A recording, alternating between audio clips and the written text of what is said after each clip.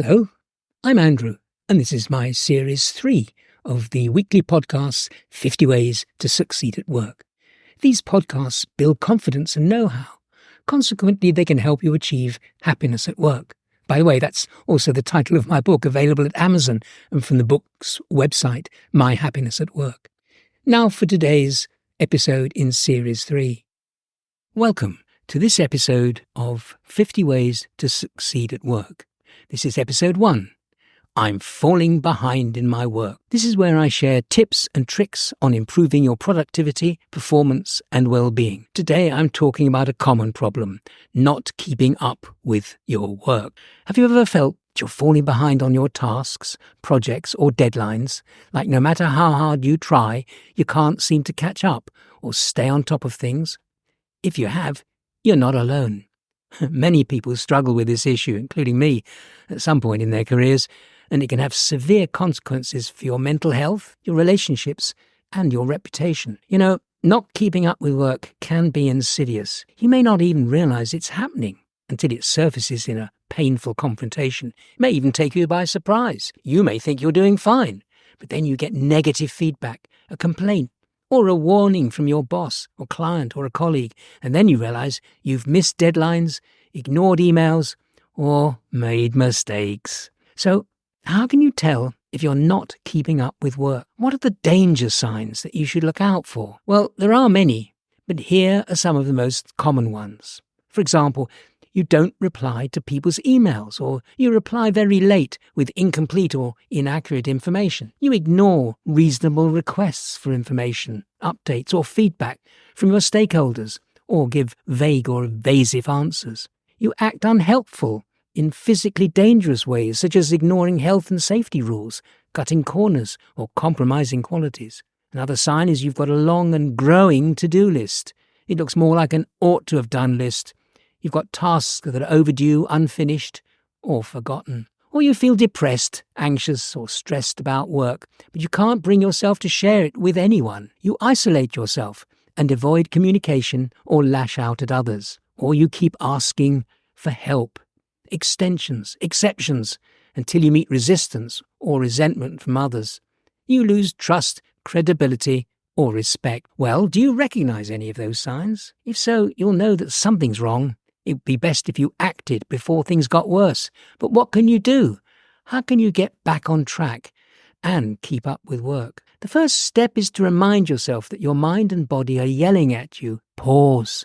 You need to stop, breathe, and reflect. Listen carefully, and you may even hear an internal voice asking, "What do my goals mean to me? How important are they?" It's time to reconnect with your purpose, motivation, and values. For example, why are you doing what you're doing? Does it align with your personal and professional aspirations? The next step is to find new ways to get things moving again. A creative slump, for example, is a downer, but it's also an opportunity to become curious.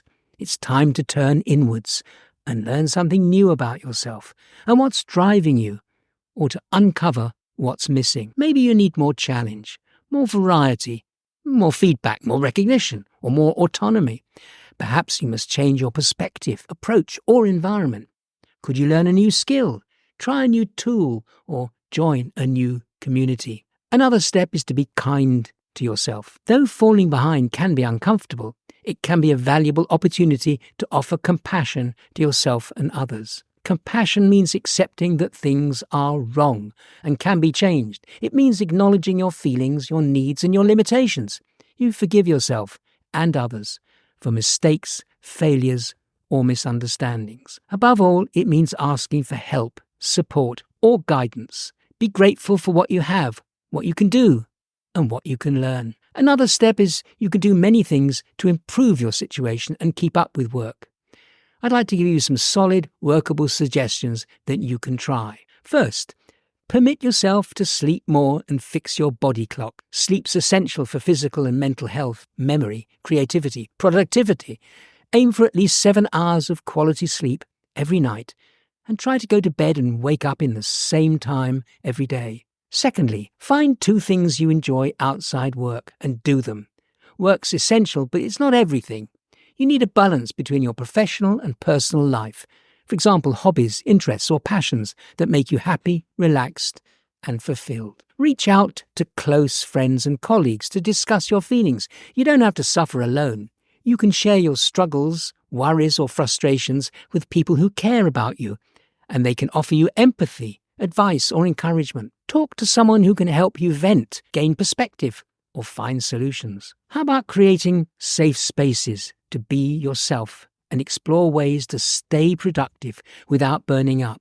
It's best to ensure a comfortable and conducive environment where you can work effectively and efficiently without distractions, interruptions, or stress. Consider talking to a mentor or a boss about your current failure to keep up. Admitting that you're not can be a sign of strength and not weakness.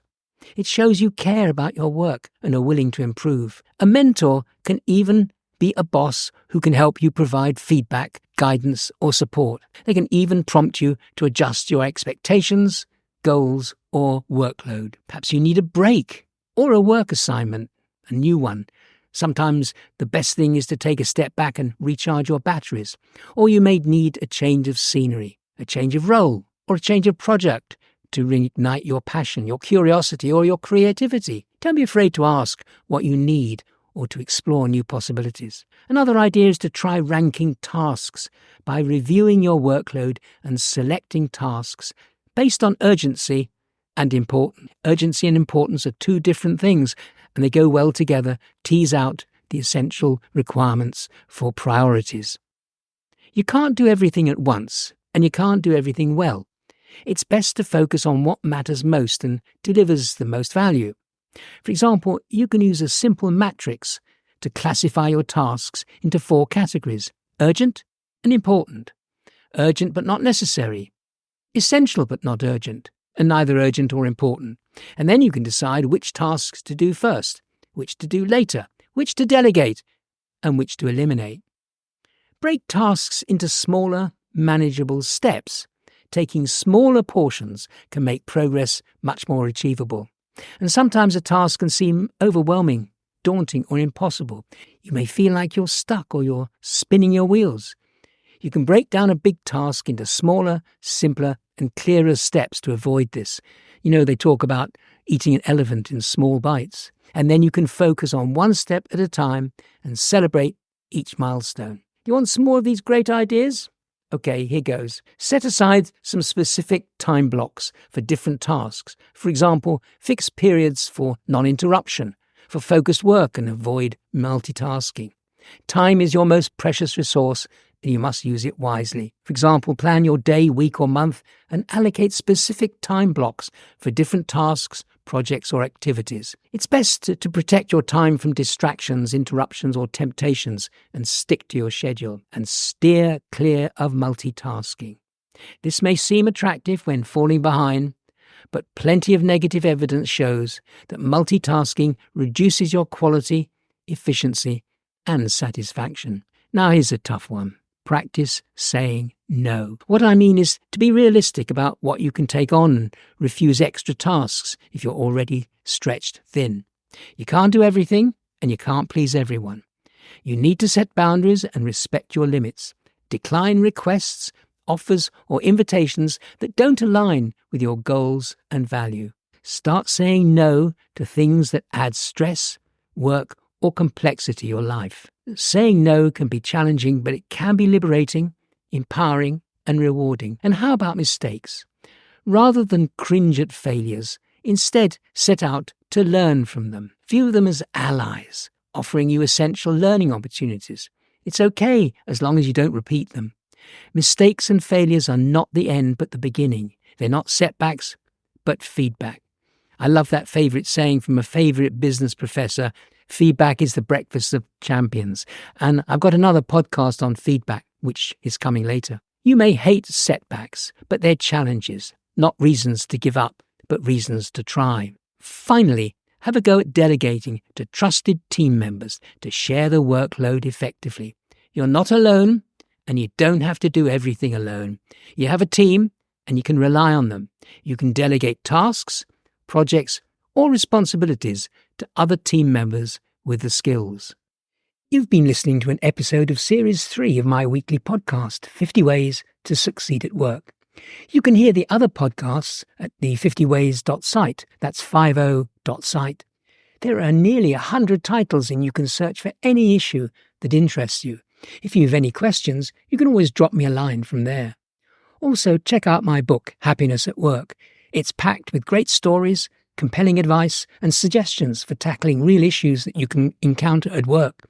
It's at Amazon or at the book's website, myhappinessatwork.com. There's also an audio version if you prefer listening.